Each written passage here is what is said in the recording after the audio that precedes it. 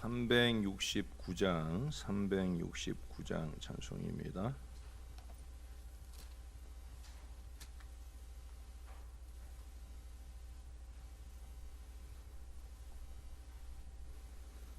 죄짐 맡은 우리 구주 어찌 좋은 친구인지 걱정 근심 무거운 짐 우리 주께 맡기세. 주께 고함 없는 고로 복을 받지 못하네. 사람들이 어찌하여 아랠 줄을 모를까.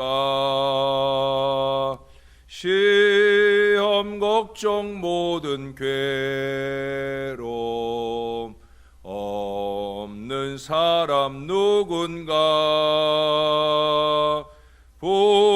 부질없이 낙심 말고 기도 드려 아뢰세. 이런 진실하신 친구 찾아볼 수 있을까. 우리 약함하시오니 어찌 아니하렐까. 근심 걱정 무거운 짐 아니 진자 누군가. 피난처는 우리 예수 주께 기도 드리세. 세상 친구 멸시하고 너를 조롱하여도 예수 품에 안기어서 참된 위로 받겠네. 아멘.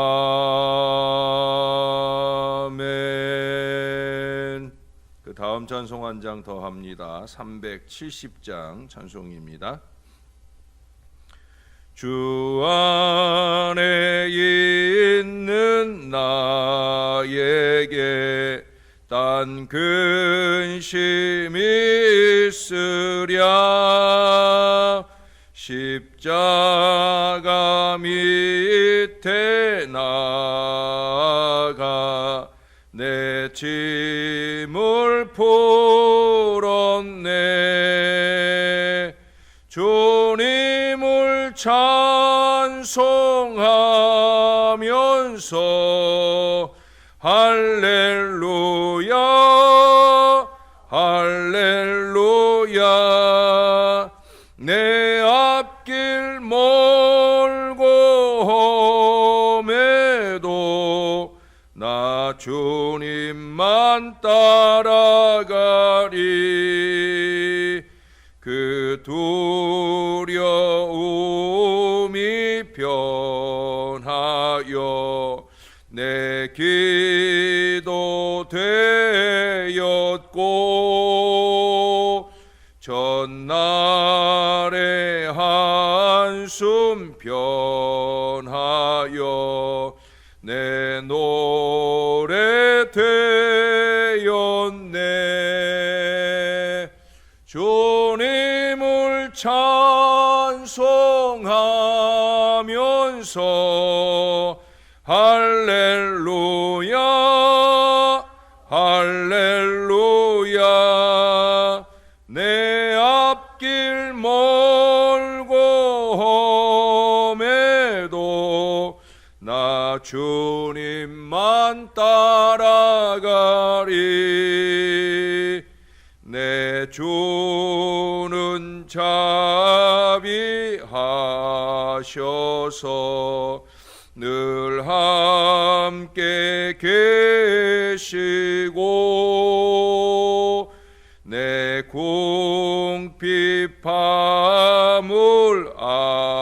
아시고 늘 채워주시네. 주님을 찬송하면서 할렐루야 할렐루야. 내 앞길 멀고 험해도 나 주님만 따라가리. 내 주는 나의 준 언약은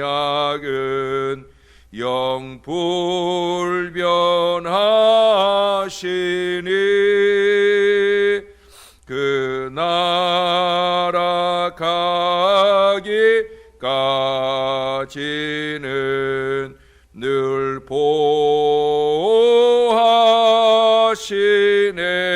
보호하시네. 주님을 찬송하면서 할렐루야 할렐루야. 내 앞길 멀고 험해도 나 주님만 따라가리. 아멘. 기도하겠습니다. 우리가 주님을 늘 찬송하고 예배할 수 있는 이 거룩한 은혜 가운데 살게 해주시니 감사합니다. 오늘이 주님이 오시는 그 마지막 날이라 할지라도 우리는 이처럼 깨어있어 예배하며 예배 중에 주를 맞는 거룩한 신앙 인생들이 될 수 있기를 소원합니다. 우리가 주 안에 사는 비결, 날마다 찬송과 감격과 기쁨 속에 사는 비결이 기도에 있음을 늘 잊지 말게 도와주시고 열심 있게 기도하면서 주님의 품 안에 거하고 주님의 인도하시는 미래를 주님 뜻 가운데 살아가는 신실한 주의 백성들 다 될 수 있도록 은혜를 베풀어 주옵소서. 우리 주님 감사합니다. 예수님의 이름으로 기도합니다. 아멘. 오늘도 다니엘서 7장입니다. 오늘은 7장 9절에서 14절까지만 이 시간에 상고하도록 하겠습니다. 9절입니다. 내가 보니 왕자가 놓이고 옛적부터 항상 계신 이가 좌정하셨는데 그의 옷은 희기가 눈 같고 그의 머리털은 깨끗한 양의 털 같고 그의 보좌는 불꽃이요 그의 바퀴는 타오르는 불이며 불이 강처럼 흘러 그의 앞에서 나오며 그를 섬기는 자는 천천히요 그 앞에서 모셔 선 자는 만만이며 심판을 베푸는데 책들이 펴 놓였더라.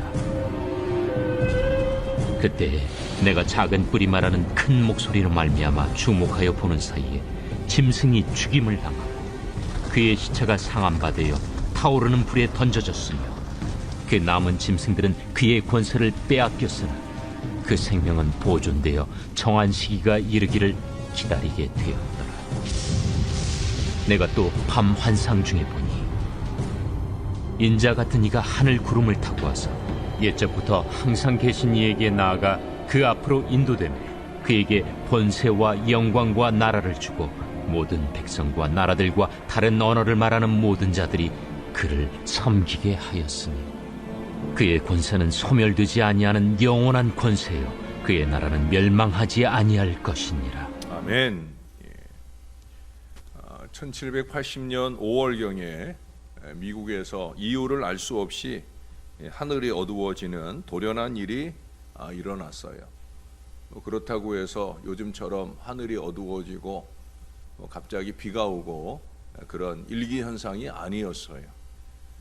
그렇기 때문에 시내는 온통 아수라장이 되었습니다. 그런 중에 신실한 사람들은 그들의 모든 세상사를 다 버리고 오로지 기도하고 선한 일에 열심 내기 시작했어요. 왜냐하면 그들은 틀림없이 최후 심판의 날이 온 것이다 생각했기 때문입니다. 그들은 이 암흑이 하나님의 진노의 징조라고 생각을 했어요. 그때 마침 코네티컷 주의회가 개회 중이었는데 의회가 한참 진행 중반전에 진행 중에 있을 때 하늘이 어두워졌기 때문에 그들 중 누군가 회의를 연기하자 하는 동의가 있었습니다. 그때 의원 중 한 사람이 이 일에 동의하지 않고 일어나 발언했어요. 의장, 오늘이 최후의 심판의 날이든지 아니든지 상관할 게 없습니다. 만일 심판의 날이 아니라면 굳이 연기할 이유가 없고요. 또 만일 심판의 날이라 할지라도 오늘 우리는 우리의 의무를 알고 행해야 합니다. 촛불을 켜고 회의를 진행할 것을 제의합니다. 그래서 그렇게 촛불을 켜고 회의가 진행이 되었다는 거예요. 그리스도의 재림이 닥쳐도 등불을 준비하고 켜놓은 사람에게는 두려움이 없습니다. 주님이 다시 오실 때 잠들지 않고 깨어 있어야 합니다. 중요한 건 뭐예요? 주님이 언제 오실지 모른다는 거죠. 그렇기에 우리는 더더욱더 깨어 있어 믿음에 굳게 서서 우리 주님을 기다릴 이 건강한 믿음 가운데 살 수 있어야 된다는 거예요. 어제 본문에 이어서 다니엘에게 보여지는 환상이 이어집니다. 아마도 그 넷째 짐승 이후로 이제 최후의 심판의 예언들이 오늘의 말씀 속에 이어진다고 보여집니다. 9절에서도 13절에서도 담대히 장차 심판이 있으리라는 것, 우리 하나님께서 심판주가 되실 것을 알리는 무서운 이상을 빠짐없이 보고 빠짐없이 증거하는 걸 봅니다. 그에게 체험적으로 보여지는 이 모든 것은 오늘 우리가 하나님의 말씀을 듣는 것과 같은 거룩한 의식입니다. 여러분, 우리는 하나님의 말씀을 선별하여 들을 수 없어요. 우리는 하나님의 말씀을 선별하여 말할 수 없다는 거예요. 말씀은 늘 주권적으로 우리에게 다가옵니다. 우리는 그저 들을 뿐이에요. 그게 고난의 예언이든지 심판의 예언이든지 구원의 보급이든지 간에 우리는 빠짐없이 들어야 됩니다. 듣고 또 들어야 합니다. 또 들은 것을 말해야 합니다. 풀은 마르고 꽃은 시들어도 14절에 말씀하는 주님의 권세나 주님의 나라처럼 영영이 있는 것은 바로 우리 하나님의 말씀이기 때문입니다. 보고 또 보고, 듣고 또 듣고, 말하고 또 말하고, 이게 영원한 나라의 백성이 되는 거룩한 의식인 것을 잊지 마시기 바라요. 저는 여러분들보다 한 발 더 먼저 들어야 할 것이고, 제가 들은 바를 여러분들에게 말하게 될 때 여러분들은 그 말씀을 하나님의 말씀으로서 들을 수 있는, 그래서 건강한 신앙의 미래로 그렇게 주님의 오실 날을 예비하는 하나님의 사람들이 되어야 할 것입니다. 여기 9절과 13절에 보면 거듭 옛적부터 항상 계시니라고 하는 표현이 나옵니다. 우리 하나님이시죠. 그 하나님이 심판주로 오십니다. 이것은 그가 영원부터 영원까지 하나님이시기 때문입니다. 여기 심판주의 영광을 말씀하는데 그의 옷에 의해 나타나는 걸 보게 됩니다. 희기가 눈 같고, 이는 우리 주님의 광채와 순결을 나타냅니다. 그 머리털은 깨끗한 양의 털 같고, 이는 그의 존엄함과 청명을 보여줍니다. 보좌는 불꽃이요 악한 자들에게 두려움이 되는 것입니다. 그의 바퀴는 타오르는 불로 그 모든 대적하는 자들을 다 삼키시게 될 것을 오늘 우리들에게 말씀합니다. 지금까지는 세상 나라 왕들의 보좌가 판을 쳤지만 이제 그들 위에 왕좌가 놓이되 곧 그리스도의 보좌와 성부의 보좌가 놓이게 됩니다. 여기서 놓인다라는 것은 곧 심판을 뜻하는 거예요. 왜 하늘 보좌가 놓이게 되었느냐? 이제 심판의 시작을 말씀하는 거예요. 이것은 하나님께서 섭리로서 세상을 의롭고 지혜롭게 통치하심을 선포하는데 그 목적이 있어요. 이것은 작게는 하나님의 백성을 압제하는 이 수리아라든지 로마에 있게 될 멸망을 가리키는 것이며, 또한 그것은 주로 최후의 심판을 서술하려고 의도된 말씀으로 보여집니다. 그래서 보통 다니엘서의 말씀은 요한계시록과 연결해서 그렇게 해석되는 경우가 많아요. 요한계시록에 있는 장차 있게 될 그 모든 심판에 관한 많은 예언들이 바로 이 환상과 명백하게 연결되어 말씀되어지고 있다라고 하는 거예요. 11절 12절에 보면 하나님의 교회를 잔인하게 박해했던 자들이 때가 되면 다 파멸하게 될 것을 말씀하고 있어요. 이 사실은 넷째 짐승이 죽임을 당하는 것에서 잘 나타나 있습니다. 하나님께서 이 짐승을 치신 것은 그 말하는 작은 뿔의 큰 목소리 때문임을 말씀하고 있어요. 잘 아시는 대로 초기 교회를 가장 많이 핍박한 것은 바로 로마였습니다. 그런데 잘 아시는 대로 그 로마는 곧 이 기독교를 국교로 공인하게 되는 하나님의 위대한 결실의 역사를 보여줍니다. 그 모든 것들이 어떻게 이루어졌습니까? 바로 하나님의 말씀 때문이었습니다. 그 말하는 작은 뿔의 큰 목소리, 이 하나님의 말씀이 그렇게 영영이 서서 위대한 승리의 선언들을 결실하는 역사를 보여주셨다라고 하는 거예요. 따라서 이것은 하나님의 백성들을 절대 완벽하게 손상시킬 수 없게 되는 것을 우리에게 보여줍니다. 하나님께서는 그의 교회를 흔들고 대적하는 모든 자들을 이와 같이 처리하신다는 사실을 저와 여러분이 잊지 말아야 할 것입니다. 오늘 13절에 보니까 메시아가 인자로 불려지고 있어요. 인자 같으니, 이는 그가 죄악된 우리 육체의 모양으로 오셨으며 사람의 모양으로 오셨기 때문입니다. 우리 구주께서는 요한복음 5장 27절에서 그의 인자됨을 인하여 아버지께서 그에게 심판하는 권세를 주셨다 말씀하셨을 때 명백하게 이 환상에 대해서 분명하게 언급하고 해석해 주신 듯 보여집니다. 여기 보니까 하늘 구름을 타고 오실 것으로 그렇게 말씀하고 있잖아요. 하늘 구름을 타고 오신다. 어떤 이들은 이것이 그의 성육신을 말하는 것이라 생각하기도 하지만 오히려 그 반대죠. 오실 것을 말하는, 여기 구름을 타고 와서라고 표현을 했지만 여기 온다는 것은 지금 우리 가운데 오는 것이 아니라 물론 그 다음 순간 심판주로서 다시 오실 그 주님이시기도 하지만 여기서는 항상 계신 이에게 나아가는, 다시 말해서 우리 하나님께로 나아가는, 사도행전 1장 9절에 말씀하는 바 그의 승천을 언급하는 것으로 그렇게 볼 수가 있다는 거예요. 구름이 그를 가리워 제자들이 더 이상 그를 볼 수 없게 되었을 때 그가 들리워 그가 그의 아버지이며 우리의 아버지이신 그의 하나님 곧 위의 하나님께로 올라가신 것을 요한복음 20장 17절에서도 분명하게 볼 수가 있습니다. 다시 말해 우리를 위해 지성소 안으로 들어가시는 우리의 대제사장으로서 그리고 우리의 인도자로서 나아가시게 되었다는 거예요. 이것이 예수님의 이름으로 우리가 기도할 때마다 우리가 그 이름으로 통하여 우리 마음에 평안한 보장을 누릴 수 있는 비결인 것입니다. 예수님은 이 세상에 엄청난 영향을 미칠 수 있는 분으로 그렇게 나타나고 있어요. 그가 아버지와 함께 영광을 받고자 나아갔을 때 아버지께서는 그에게 육체를 다스리고 심판하는 권세를 우리 주님께 주셨습니다. 이러한 사실을 기대하면서 아마 다니엘과 그의 친구들이 위로를 받았을 거예요. 이것은 또한 오늘 교회를 대적하는 자들의 권세가 빼앗겨졌을 뿐 아니라 교회의 머리 되신 이가 권세를 가지게 될 것이기 때문에 저와 여러분에게도 충분한 위로와 기쁨이 될 것입니다.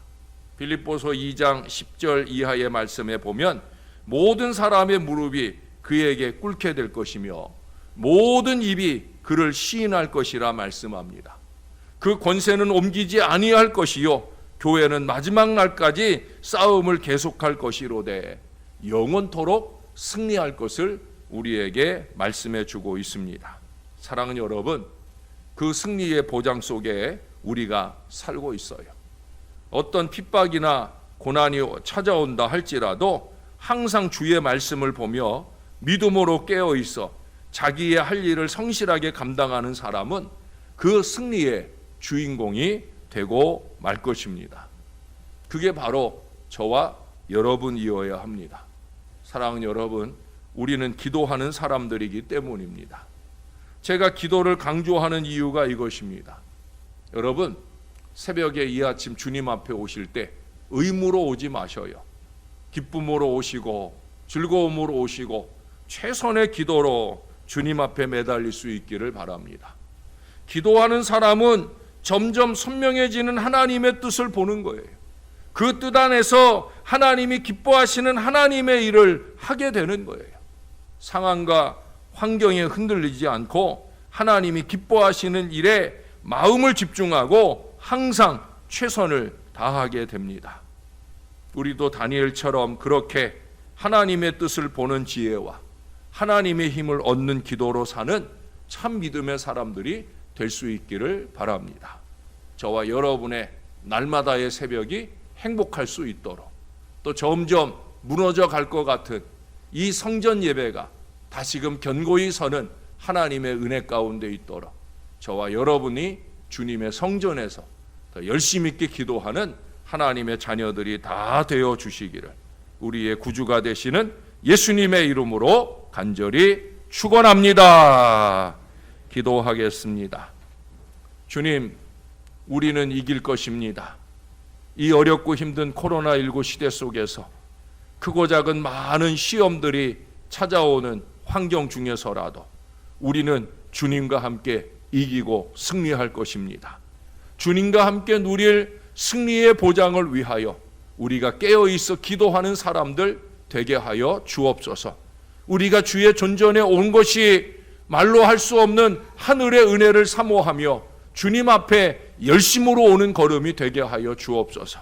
이 자리 어느 누구도 의무로 마지못해 그렇게 오는 사람 되지 말게 하시고 항상 주님 앞에 매달려 기도할 일이 많기에 그 열정을 가지고 주님 앞에 와 기도하는 사람 되게 하시고 우리의 하루의 시작을 우리의 찬양으로부터 영광 올리는 이 믿음으로부터 시작하기 위하여 우리가 이 자리 여기에 있도록 인도해 주시옵소서.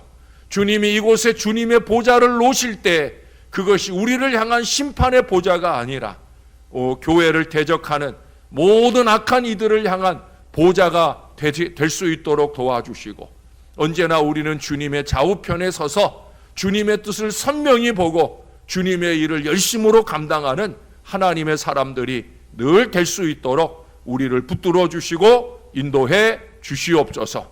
오늘도 우리가 주님이 우리에게 주시는 거룩한 사명을 위해 깨어있는 기도의 아침이 되게 하셨사오니 이 하루 동안 주님을 찬송하면서 우리의 모든 죄짐 맡아주시는 주님 품 안에서 행복한 은혜 하루로 잘 지나게 도와 주시옵소서.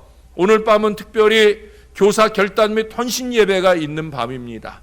이 여름 일정을 앞두고 최선의 열정으로 헌신하기를 결단하는 은혜의 밤이 되게 하시고 믿음의 기도의 밤이 되게 하시고 이제 이번 주일부터 아이들을 위해 준비된 잔치가 잘 베풀어질 수 있도록 이 땅의 코로나19 상황에 이 악화가 속히 잠재워질 수 있도록 아버지 하나님께서 꼭 함께하여 주옵소서. 지금 교회가 그 어느 때보다도 깨어 기도할 때입니다. 기도의 때를 알고 기도로 통하여 하나님의 은혜의 역사를 경험하는 하나님의 제단이 될 수 있도록 언제나 우리를 붙들어 주시고 함께하여 주시옵소서. 우리 주님 앞에 감사합니다. 예수님의 이름으로 기도합니다. 아멘.